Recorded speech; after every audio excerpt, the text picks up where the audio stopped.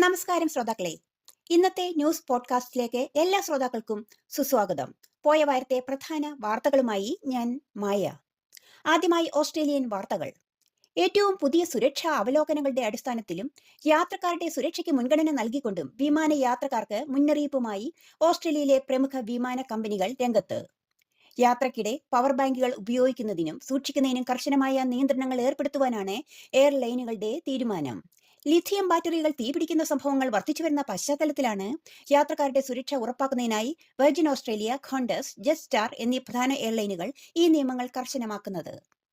കാലാവസ്ഥാ വ്യതിയാനത്തെ തുടർന്ന് രാജ്യത്ത് കാട്ടുതീയും ഉഷ്ണ തരംഗവും ഭീഷണി ഉയർത്തുന്നു.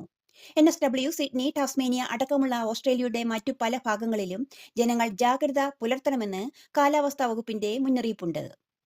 കുട്ടികളുമായി ഇടപഴകി ജോലി ചെയ്യുന്നവർക്കായുള്ള വർക്കിംഗ് വിത്ത് ചിൽഡ്രൻ ചെക്ക് അഥവാ പശ്ചാത്തല പരിശോധന വീണ്ടും കർക്കശമാവുന്നു. പുതിയ നിയമമനുസരിച്ച് ഇത് ഏതെങ്കിലും സംസ്ഥാനത്ത് ഒരിക്കൽ നിരോധിച്ചാൽ ഈ വക ജോലികൾ ചെയ്യുന്നവർക്ക് മറ്റ് ഓസ്ട്രേലിയൻ സംസ്ഥാനങ്ങളിലും ജോലി ചെയ്യുവാൻ സാധ്യമാകില്ല എന്ന പുതിയ നിയമങ്ങൾ ആണ് അതാത് പാർലമെന്റുകൾ പ്രാബല്യത്തിൽ ആക്കുന്നത്.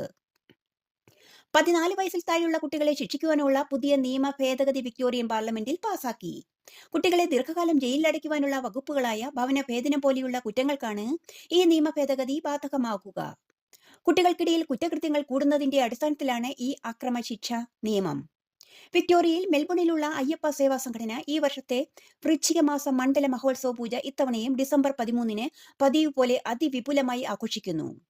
അയ്യപ്പ ഭക്തിയിലും ശക്തിയിലും ഊർജ്ജം ഉൾക്കൊണ്ട് കേരളത്തിലെ ശബരിമല ശൈലിയിൽ മെൽബണിൽ ഒരു അയ്യപ്പ ക്ഷേത്രം നിർമ്മിക്കുക എന്നതാണ് ഈ സേവാ സംഘടനയുടെ പ്രധാന ഉദ്ദേശം. രാവിലെ മുതൽ തുടങ്ങുന്ന വിശേഷാൽ പൂജകളിലും അന്നദാനത്തിലും എല്ലാ ഭക്തരും പങ്കെടുത്ത് അയ്യപ്പസ്വാമിയുടെ അനുഗ്രഹം സ്വീകരിക്കണമെന്ന് സംഘടനാ പ്രസിഡന്റ് അറിയിക്കുന്നു. ഓസ്ട്രേലിയൻ പ്രധാനമന്ത്രി ആന്റണി ആൽബനീസിയും പങ്കാളി ജോഡി ഹെഡനും കാൻബറയിലുള്ള ഔദ്യോഗിക വസതിയിൽ നടന്ന സ്വകാര്യ ചടങ്ങിൽ വിവാഹിതരായി. ഓസ്ട്രേലിയയുടെ ചരിത്രത്തിൽ ആദ്യമായാണ് ചുമതലയിരിക്കെ ഒരു പ്രധാനമന്ത്രി വിവാഹിതനാകുന്നത്.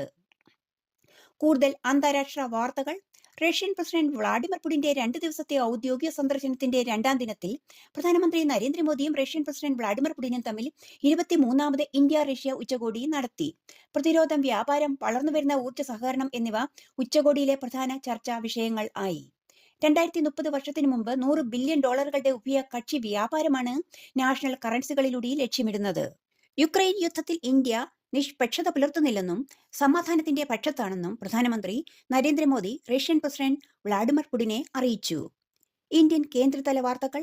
Reserve bank of India repo നിരക്ക് 0.25% കുറച്ച് രാജ്യത്തെ ഭവന വാഹന വായ്പാ ഉപഭോക്താക്കൾക്ക് ആശ്വാസത്തിന് വക നൽകുന്നു. ഡിസംബർ 3 മുതൽ 5 വരെ നടന്ന മോണിറ്ററി പോളിസി കമ്മിറ്റി യോഗത്തിൽ RBI ഗവർണർ സഞ്ജയ് മൽഹോത്രയാണ് ഇക്കാര്യം പ്രഖ്യാപിച്ചത്. റിപ്പോ നിരക്ക് നിലവിൽ 5.25% ആണ്. പുതിയ ഉപഭോക്താക്കൾക്കും നിലവിലുള്ള ഉപഭോക്താക്കൾക്കും ഈ ആനുകൂല്യം ലഭ്യമാകും. രാജ്യത്തെ ബാങ്കുകൾക്ക് RBI വായ്പ നൽകുന്ന പലിശ നിരക്കാണ് റിപ്പോ നിരക്ക്. ഇൻഡിഗോയുടെ പ്രവർത്തന പ്രതിസന്ധി 3-ാം ദിവസത്തിലേക്ക് കടന്നപ്പോൾ പ്രധാന വിമാനത്താവളങ്ങളിലെല്ലാം വിമാനങ്ങൾ കൂട്ടത്തോടെ റദ്ദാക്കി. മുംബൈ, ബംഗളൂരു, പൂനെ, ഹൈദരാബാദ് എന്നിവിടങ്ങളിൽ നിന്നുള്ള റദ്ദാക്കലുകൾ വൻതോതിലുള്ള യാത്രാ തടസ്സങ്ങൾക്കും വ്യാപകമായ സംശയക്കുഴപ്പങ്ങൾക്കും കാരണമായി. ഒപ്പം നൂറുകണക്കിന് യാത്രക്കാർ വിമാനത്താവളങ്ങളിൽ കുടുങ്ങി. 2026 മാർച്ചോടെ 100 കോടി ആളുകളെ സാമൂഹിക സുരക്ഷാ പരിരക്ഷയ്ക്ക് കീഴിൽ അണിനിരത്തുവാൻ സർക്കാർ പുതിയ തൊഴിൽ കോഡിലൂടെ ലക്ഷ്യം വയ്ക്കുന്നു. രാജ്യത്തെ ജോലി ചെയ്യുന്നവരുടെ സുരക്ഷ, വഴക്കം, മികച്ച ആനുകൂല്യങ്ങൾ എന്നിവ ലക്ഷ്യമിട്ടാണ് പുതിയ തൊഴിൽ കോഡ് ചട്ടപ്പെടുത്തിയിരിക്കുന്നത്.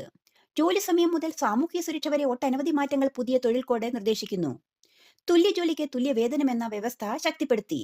ഒരേ ജോലിക്ക് ഇനി മുതൽ പുരുഷന്മാർക്കും സ്ത്രീകൾക്കും ഒരേ ശമ്പളം നൽകുകയും ഒപ്പം ഗ്രാറ്റുവിറ്റി യോഗ്യത 5 വർഷത്തിൽ നിന്നും 1 വർഷമാക്കി കുറയ്ക്കുകയും ചെയ്തിട്ടുണ്ട്. ശ്രീലങ്കൻ വാർത്തകൾ. ഡിറ്റുവ ചുഴലിക്കാറ്റിനെ തുടർന്ന് ദുരിതത്തിലായ ശ്രീലങ്കയിൽ ഒറ്റപ്പെട്ട പ്രദേശങ്ങളെ ബന്ധിപ്പിക്കുന്നതിനും അവശ്യ സേവനങ്ങൾ പുനഃസ്ഥാപിക്കുന്നതിനുമായി ഇന്ത്യ അധിക മൂവബിൾ മോഡുലാർ ബ്രിഡ്ജ് സിസ്റ്റങ്ങൾ സഹായത്തിനായി തങ്ങളുടെ അയൽ രാജ്യത്തിന് അയച്ചു. കനത്ത വെള്ളപ്പൊക്കം, മണ്ണിടിച്ചിൽ, അടിസ്ഥാന സൗകര്യങ്ങളുടെ തകർച്ച എന്നിവയുമായി ശ്രീലങ്ക ഇപ്പോഴും പോരാടുകയാണ്. ഇത് രാജ്യത്തിന്റെ ദുരന്ത പ്രതികരണ ശേഷിയെ ഗുരുതരമായി ബാധിച്ചിരിക്കുകയാണ്. നവംബർ 16 മുതൽ തുടരുന്ന അതിശക്തമായ കാലാവസ്ഥാ മാറ്റം മൂലമുണ്ടായ വെള്ളപ്പൊക്കത്തിലും മണ്ണിടിച്ചിലും നിരവധി പേർ കൊല്ലപ്പെടുകയും ഒപ്പം കാണാതാവുകയും ചെയ്തിട്ടുണ്ട്. തെക്കേ ഇന്ത്യൻ നാട്ടുവാർത്തകൾ.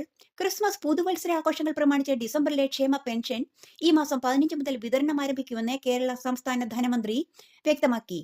സാമൂഹ്യ സുരക്ഷാ ക്ഷേമനിധി പെൻഷനിൽ വർദ്ധിപ്പിച്ച തുക 62 ലക്ഷത്തോളം ഗുണഭോക്താക്കൾക്ക് പെൻഷൻ വഴി ലഭ്യമാക്കുന്നതാണ്. നാവികസേനാ ദിനാഘോഷങ്ങളുടെ ഭാഗമായി ഇന്ത്യൻ നാവികസേനയുടെ കരുത്തും പോരാട്ടശേഷിയും വിളിച്ചോതുന്ന മെഗാ ഓപ്പറേഷണൽ പ്രകടനം ശംഖുമുഖം കടൽ തീരത്ത് നടന്നു. പരിപാടിയിൽ രാഷ്ട്രപതി ദ്രൗപദി മുർമു മുഖ്യാതിഥിയായി പങ്കെടുത്തു. നാവികസേനയുടെ വിവിധ പ്രവർത്തനങ്ങൾ, സാങ്കേതിക മികവ്, പ്രവർത്തന സജ്ജത, രാജ്യത്തിന്റെ വളരുന്ന സമുദ്രശക്തി, സ്വാശ്രയത്വം എന്നിവ പൗരന്മാർക്ക് നേരിട്ട് കാണുവാനും അതുവഴി സമുദ്ര അവബോധം വർദ്ധിപ്പിക്കുവാനും ഈ മെഗാ ഇവന്റ് അവസരം നൽകുന്നു. ഈ വർഷത്തെ തൃക്കാർത്തിക മഹോത്സവത്തിന്റെ ഭാഗമായ ദീപപ്രഭയിൽ ശബരിമല സന്നിധാനം ഉയർന്നു. പതിവ് പോലെ ഈ വർഷവും മലമുകളിൽ തെളിഞ്ഞ ദീപങ്ങൾ ഭക്തരുടെ ഹൃദയം ദൈവിക പ്രഭയാൽ നിറച്ചു. സന്നിധാന പടിവാതിൽ മുതൽ മാളികപ്പുറം വരെ ഭക്തരുടെ ഒഴുക്ക് കണക്കിലെടുത്ത് റാപ്പിഡ് ആക്ഷൻ ഫോഴ്സും കനത്ത ജാഗ്രതയിൽ ആയിരുന്നു. മണ്ഡല മകരവിളക്ക് തീർത്ഥാടനത്തോടനുബന്ധിച്ച് സന്നിധാനത്തിലെ സർക്കാർ ഡിസ്പെൻസറി 24 മണിക്കൂറും കർമ്മനിരതമായി മല കയറിയെത്തുന്ന അയ്യപ്പ ഭക്തർക്കും സന്നിധാനത്ത് സേവനമനുഷ്ഠിക്കുന്ന ജീവനക്കാർക്കും ഒരുപോലെ ആശ്വാസമേകുന്നു. കായിക വാർത്തകൾ. ഇംഗ്ലണ്ടിനെതിരായ 2ാം ആഷസ് ടെസ്റ്റിൽ ഓസ്ട്രേലിയയ്ക്ക് ലീഡ്.